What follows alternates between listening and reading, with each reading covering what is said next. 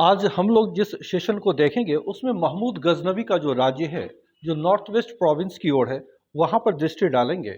और सबसे पहले वहाँ पर एक राजवंश था जो हिंदू वंश या शाही वंश या ब्राह्मण शाही वंश के नाम से जानी जाती है। इसके बारे में देखेंगे। तो सबसे पहले नक्शे के तौर पे आगे हम लोग बढ़ते हैं।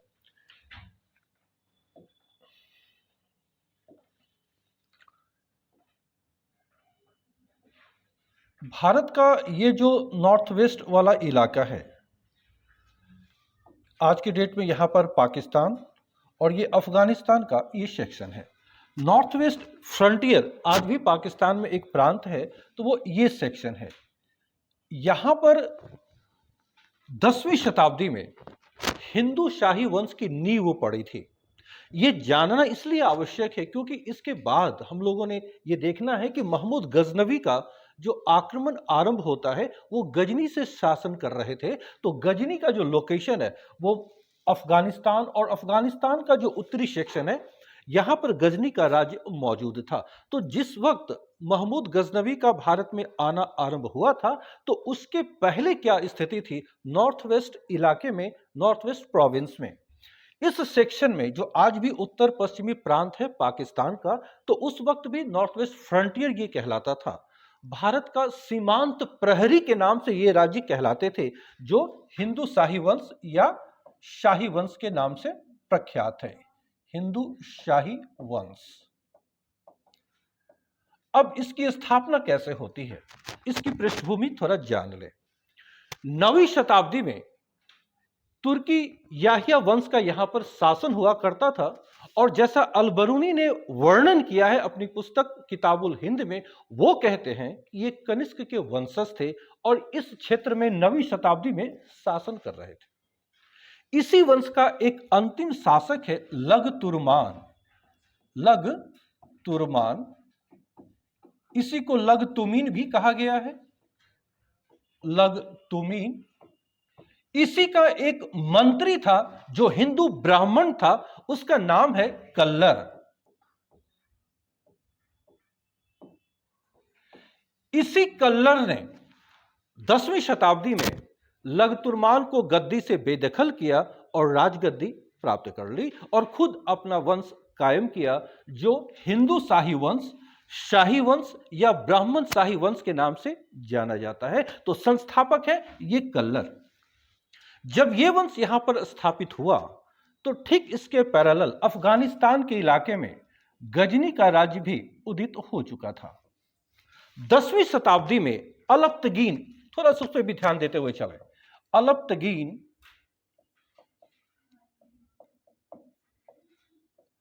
अलप्तगीन वो व्यक्ति हैं जिसने गजनी में एक स्वतंत्र राज्य की नींव डाली थी। अलप्तगीन के बाद उसका दामाद आया था सुबुक्तगीन। थोड़ा ध्यान से समझते हुए देखिएगा। सुबुक्तगीन ये अलप्तगीन का पुत्र नहीं था, ये दामाद था अलप्तगीन का, जो है सुबुक्तगीन।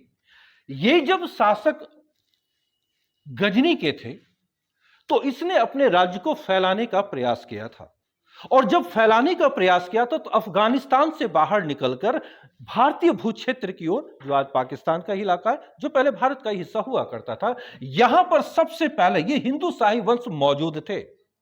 और जिस वक्त सुबुक्तगीन शासक था गजनी का, यहां पर जो शासक थे वो जयपाल शासन कर रहे थे। जयपाल हिंदू शाही वंश के शासक थे जो यहां पर मौजूद थे। सेम टाइम सुबुक्तगीन गजनी का शासक था।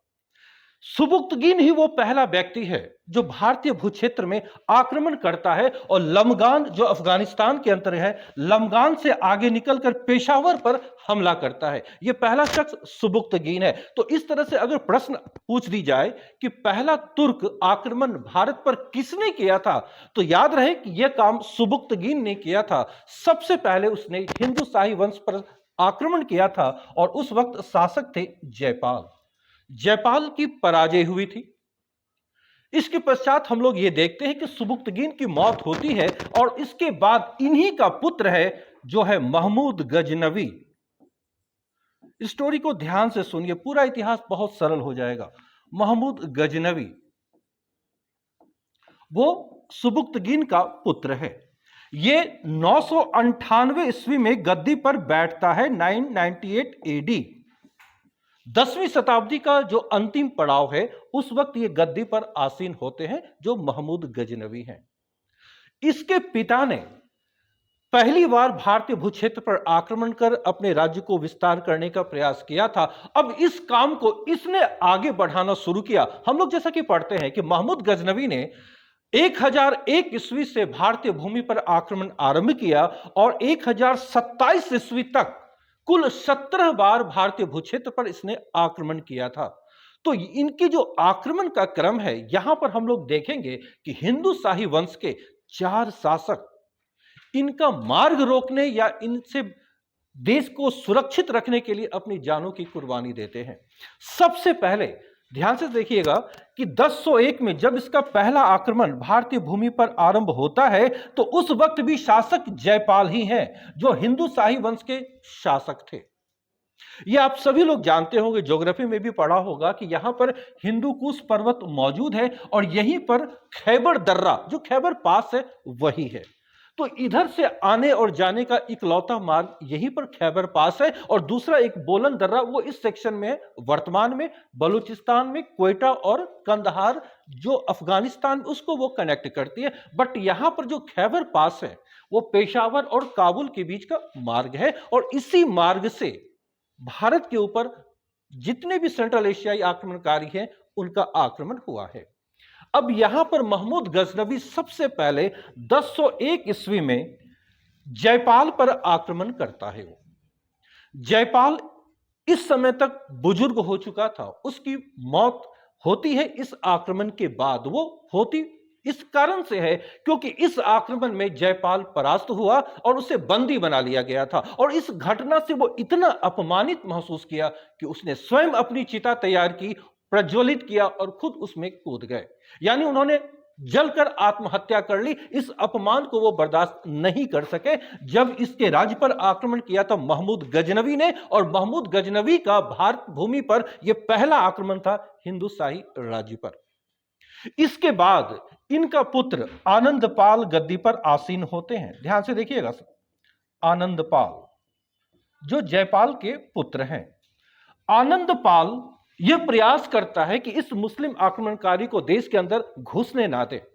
इसने प्रयास किया और उस वक्त उत्तर भारत के जो छोटे हिंदू राज्य थे, उन 8 राज्यों को मिलाकर एक सैन्य संगठन बनाने का प्रयास किया और बनाया भी। लेकिन ये सारे छोटे राज्य थे। उस वक्त पूर्व मध्यकाल में कई बड़े राज्य भारतीय भूमि पर मौजूद थे। जो राजपूत काल था, किसी ने भी इसकी ओर मदद का हाथ नहीं बढ़ाया था। सिर्फ छोटे छोटे राज्य जो इस क्षेत्र में मौजूद थे, जो हिंदू राज्य ही थे, उन लोगों ने मिलकर आनंदपाल का साथ दिया। लेकिन महमूद की शक्ति के आगे ये भी नहीं टिक सके।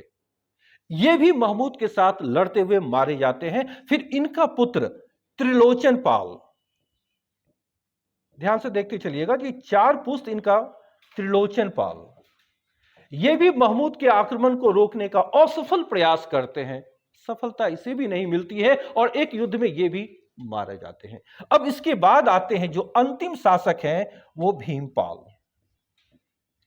भीमपाल ये हिंदू शाही वंश का अंतिम शासक है, जो यहां पर नॉर्थ वेस्ट फ्रंटियर में मौजूद था। और यह ध्यान देने योग्य बात है कि जब तक महमूद गजनवी का आक्रमण होता रहा, ये चारों शासक ये प्रयास निरंतर करते रहे कि इनको रोका जाए। लेकिन किसी भी अन्य भारतीय जितनी भी रियासतें थी, किसी ने भी मदद का हाथ इनकी ओर नहीं बढ़ाया।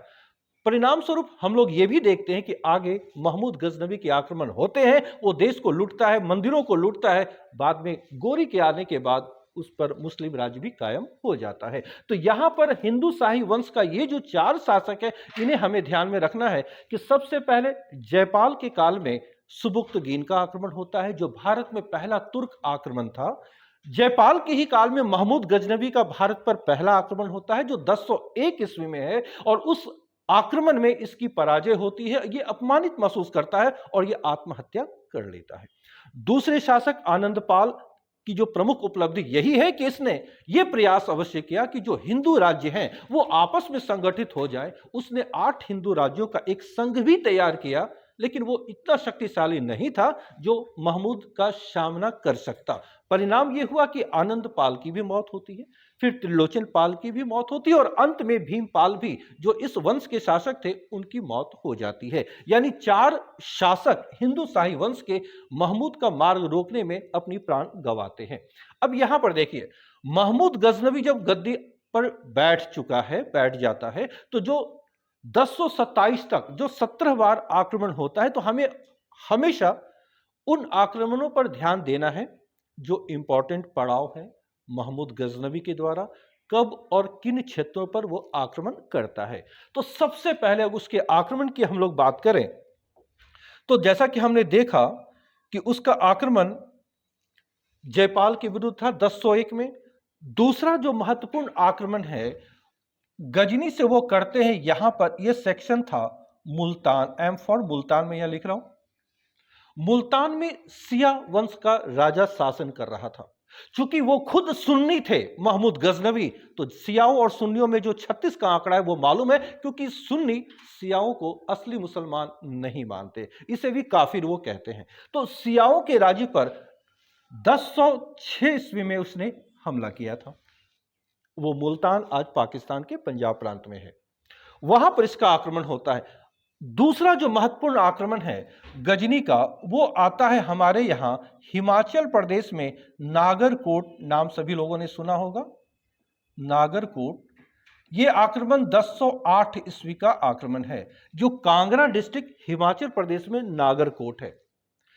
पहली बार मंदिरों और मूर्तियों को तोड़ने का काम इस आक्रमण में महमूद गजनवी ने किया था। जैसा कि मालूम होगा कि महमूद गजनवी अपने आप को बुद्ध शिकन कहा करता था, तात्पर्य मूर्तियों को तोड़ने में उसे गर्व महसूस होता था। तो पहली बार हिंदू मंदिरों को और मूर्तियों को जो तोड़ने का काम किया था, वो 1008 में नागरकोट का प्रसिद्ध ज्वालामुखी मंदिर, जो कांगड़ा डिस्ट्रिक्ट हिमाचल प्रदेश में, वहां पर उसका आक्रमण था। नेक्स्ट जो महत्वपूर्ण आक्रमण हम लोग देखते हैं वो थानेश्वर, जो हरियाणा में, याद होगा थानेश्वर पुष्यभूति वंश का एक केंद्र था जहां पे हर्षवर्धन शासन कर रहे थे। बाद में वो कन्नौज आते हैं। तो थानेश्वर में उसका आक्रमण होता है और यहां पर भी वो मंदिर को ध्वस्त करते हैं और धन लूटते हैं। और यह आक्रमण हुआ है 1014 ईस्वी में, जो थानेश्वर का था। नेक्स्ट जो उसका इंपॉर्टेंट अटैक है, वो यहां से वो गजनी से लौटता है, वो आता है मथुरा में 1018 में। एक चीज ऑलवेज ध्यान रखना है सभी लोगों को कि गजनी जब भी आता था तो विद्वानों का एक टीम, एक दल लेके साथ चलता था, जिसमें इतिहासकार भी होते थे, घटनाओं को पूरे परिप्रेक्ष्य में देखने वाला विद्वान भी होता था, जो प्रत्येक बारीकी से सुल्तान को अवगत कराता था कि इस बार के बाद अगला निशाना कौन होगा, अगला पड़ाव किसका। ये सारा कैलकुलेशन वो गजनी में जाके करता था। और फिर नेक्स्ट ईयर ऑलवेज ध्यान रखिए, वो इतना रणनीति के साथ आगे बढ़ता था कि जब भी गजनी से वो चलता था तो वो सितंबर अक्टूबर का महीना होता था जब वो गजनी से चलता था। मालूम होगा कि ज्योग्राफिकल या भौगोलिक स्थिति, सितंबर अक्टूबर के बाद बर्फबारी आरंभ हो जाती है और अफगानिस्तान के सेक्शन में भी बर्फबारी होती है। तो ये वो सीजन था जब भारत में वर्षा ऋतु समाप्त हो जाती है सितंबर अक्टूबर में। तो वो चलता था सितंबर अक्टूबर में गजनी से, पूरा शीत ऋतु भारत में व्यतीत करता था और आगामी वर्षा ऋतु आरंभ होने से पहले, जो हमारे यहां मानसून का आगमन होता है, उससे पहले अप्रैल मई तक वापस लौटकर वो गजनी पहुंच जाता था। तो उसके आने और जाने का जो क्रम होता है, जैसे हमारा फाइनेंशियल ईयर होता है 17, 18, 19, 20, वैसे ही वो आते हैं। जैसे फॉर एग्जांपल वो 1008 में आ रहे हैं तो 1009 में लौट रहे हैं, फिर अगर 1010 में आ रहे हैं तो 1011 में लौट रहे हैं। इस तरह से उनका आना जाना लगा होता था। तो ये जो ईस्वीसन लिखी जा रही है वो उसके आने का वर्ष है। नेक्स्ट ईयर वो यहां से जाता था।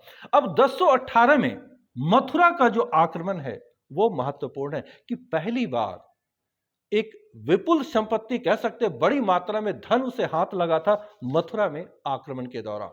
मथुरा के मंदिरों को, मथुरा शहर को, जो काफी प्रसिद्ध हिंदू तीर्थ स्थल था, भगवान कृष्ण की नगरी थी, उसे पूरी तरह उसने ध्वस्त किया। काफी मात्रा में धन यहां से लूटा था। और सेम ईयर यहां से वे उत्तर में कन्नौज पर आक्रमण किया था। कन्नौज के बारे में मैंने पहले भी बताया था कि कन्नौज पर जब महमूद गजनवी का आक्रमण हुआ था तो वहां पर शासक प्रतिहार वंश के राज्यपाल थे। विद्याधर जो चंदेलों के शासक हैं, उसकी कायरानापन के कारण उनकी हत्या कर देते हैं। तो उस वक्त यह याद रखना है कि अब महमूद गजनवी सेम ईयर, जिस साल मथुरा पर उन्होंने आक्रमण किया था, मथुरा से उत्तर बढ़कर यहां पर कन्नौज है, के लिख दे रहा हूं, वहां पर उसी वर्ष आक्रमण किया था, यानी 1018 में। 1019 में वो वापस लौटा। इसे यह सूचना मिल चुकी थी कि विद्याधर ने यहां के शासक की हत्या कर दी है, क्योंकि मेरे कारण वो डरकर भाग गया था। उसका अगला निशाना अब गजनी से वो सीधा कालिंजर पहुंचते हैं, जहां पर विद्याधर शासन कर रहे थे। इसकी भी जो घटनाक्रम है, मैंने पहले बताया था चंदेलों के बारे में, कि वहां पर विद्याधर शासन कर रहे थे। तो 19 में, अगले ही साल, वो कालिंजर पर आक्रमण करता है। लेकिन विद्याधर की शक्ति को देखते हुए, उसका आकलन करते हुए, वहां लूटपाट वो नहीं करता है, वापस लौट जाता है। यह घटना है 1019 की। दोबारा 1022 में वो फिर से आ धमकता है कालिंजर पर। 1022 में वो पुनः कालिंजर आता है, क्योंकि पहली बार कालिंजर को वो विजिट नहीं कर सका था, लेकिन इस बार वो पूरी तैयारी से आया था। इस बार विद्याधर भी तैयार था। कालिंजर का घेराव किए हुए रहा, अंततः कालिंजर को विजित नहीं कर सका, और दोनों के बीच, यानी विद्याधर और महमूद गजनवी के बीच एक संधि होती है, और संधि के बाद दोनों एक दूसरे को उपहार देते हैं। अब यह कितना उचित था, यह हम लोगों का विषय नहीं है, जो घटनाक्रम है बस उसी पर हमें ध्यान देना है। अब विद्याधर उपहारों का लेन देन करते, क्योंकि यह ध्यान देने योग्य है कि उसी के कारण उसने राज्यपाल की हत्या की, कि उसने कायरानापन दिखाया, और यहां वे संधि करते हैं, उपहारों का लेन देन करते हैं, और उसके बाद महमूद गजनवी वापस लौटता है। विद्याधर के संदर्भ में बातें पहले हो चुकी हैं, यहां हम लोग सिर्फ महमूद गजनवी की चर्चा कर रहे हैं। तो 22-23 का कालिंजर का वो अभियान था। इसके बाद जो सबसे चर्चित अभियान महमूद गजनवी का है, 1025 में गुजरात का जो अभियान है। पहले सोलंकियों की राजधानी अनिलवाड़ा या पाटन है, जो नॉर्थ गुजरात में है, वहां वो लूटते हैं। भीमदेव प्रथम डरकर वो भी कच्छ के रण की ओर भाग जाता है। फिर यहां से वो सोमनाथ मंदिर पहुंचता है, और यह जो आक्रमण है महमूद गजनवी का सबसे विभत्स आक्रमण माना जाता है। यहां पर जो विपुल संपदा उसने लूटी थी सोमनाथ मंदिर में, इतना अधिक धन संपदा यहां से लूटी थी कि इसे ले जाने के क्रम में, यहां यह घटनाक्रम को ध्यान रखना है कि जब ये यहां से वापस लौटकर गजनी जा रहे थे, तो यहां पर जाटों का राज्य पाकिस्तान का अंदर, ये जो यहां पे, जहां मुल्तान अभी आपने थोड़ी देर पहले देखा, इस वक्त यहां पर जाटों का राज्य था, जो सिंध में शासन कर रहे थे, और सिंध का प्रांत यहां से यहां तक फैले हुए थे। जब ये वापस लौट के जा रहा था, तो जाटों ने मार्ग में रोककर इनके कुछ संपत्तियों को छीनने का प्रयास किया, क्योंकि वो हिंदू मंदिर को लूट कर जा रहे थे। जाटों ने लूटने का प्रयास किया, कुछ सफलता भी मिली, लेकिन महमूद गजनवी सकुशल गजनी लौटने में सफल रहा। लेकिन अब यहां तक उन्होंने इतनी लूट मचाई थी कि उसे अब पैसों या धन संपत्ति की कमी नहीं थी। लेकिन अब चूंकि जाटों ने उसका मार्ग अवरुद्ध किया था, इसलिए जाटों से बदला लेना, उसे लगा कि इसे बिना सबक सिखाए हमारी आकांक्षा पूरी नहीं होगी। इसलिए अंतिम आक्रमण जो 1027 का है, वो जाटों के ही विरुद्ध होता है। बस बदले की भावना थी कि उन्होंने मार्ग रोका था। इस आक्रमण में वो भयानक कत्लेआम करता है, जाटों की हत्याएं होती हैं, और इस तरह से महमूद गजनवी का जो पूरा पीरियड है, आगे चलकर हम लोग देखते हैं कि यह अंतिम आक्रमण है। और 1030 ईस्वी में 1030 ईस्वी में इसकी मौत हो जाती है, महमूद गजनवी का निधन हो जाता है। इनके आक्रमण के साथ साथ हम लोग ये देखते हैं कि भारत में जो स्थिति पैदा होती है, यहां पर एक महत्वपूर्ण तथ्य हमें यह ध्यान रखना है कि इनके साथ 3 महत्वपूर्ण विद्वान तो और भी थे, लेकिन 3 का नाम हमें याद रखना है। एक है उत्बी, जो इनका दरबारी इतिहासकार था, जो हमेशा इनके साथ रहा करता था। इन्होंने जो किताबें लिखी है, वो महमूद गजनवी के पूरे इतिहास को जानने का सर्वश्रेष्ठ स्रोत है, जो उत्बी की रचना है। इसके बाद दूसरा जो महत्वपूर्ण राइटर है, वो फिरदौसी। इनकी जो रचना है शाहनामा, दुनिया में इससे बेहतर बुक नहीं मानी जाती है जो अपने शासक की प्रशंसा में जो चरित्र चित्रण किया गया हो। फिरदौसी की जो रचना है वो अतुलनीय है, जो शाहनामा है। इनकी बहुत प्रसिद्ध पुस्तक है ये शाहनामा। बहुत बार अलग अलग एग्जाम में पूछे भी जा चुके हैं। शाहनामा की रचना किसने की है? फिरदौसी की यह रचना है। और इसी के पीरियड में सबसे महत्वपूर्ण अल बरूनी। अब यहां पे ध्यान रखिएगा, अल बरूनी या अल बैरूनी, जिसको जैसे भी लिखे, इनकी जो पुस्तक है किताब उल हिंद या तहकीक ए हिंद, भारत में जितने भी विदेशी आए हैं प्राचीन काल से लेकर आधुनिक काल तक, सबों ने भारत के विषय में लिखा है, लेकिन इनकी लेखनी के सामने कोई नहीं टिकता है। इन्होंने भारत भूमि को बहुत गहराई से जाना, समझा। विदेशी था, महमूद गजनवी के साथ आता था, लेकिन उसका एक अलग अपना एम था कि भारत को जानना, समझना, नजदीक से देखना। यह ऐसा व्यक्ति था कि भारत आकर इसने संस्कृत सीखी और संस्कृत का प्रकांड विद्वान बना। समस्त भारतीय ग्रंथों का इसने अध्ययन किया और इसने किताबुल हिंद में जो बातें लिखी हैं आज भी हम लोग साक्ष्य के रूप में, एविडेंस के रूप में उसे पेश करते हैं। इन्होंने इतना सटीक वर्णन किया है अपनी पुस्तक किताबुल हिंद में। तो महमूद गजनवी के साथ कुछ हीरे भी थे, उनमें से एक ये भी मान सकते हैं कि इनका आना और भारतीय संदर्भ में लिखना। और भी महत्वपूर्ण बात यह है कि जहां फिरदौसी ने शाहनामा में अपने सुल्तान यानी महमूद गजनवी की भरपूर प्रशंसा की है, ऐसी प्रशंसा अन्यत्र देखने को ही नहीं मिलती, इतनी प्रशंसा है उसमें, वहीं अल बैरूनी अपनी रचना में एक लफ्ज भी अपने सुल्तान के बारे में नहीं लिखा है।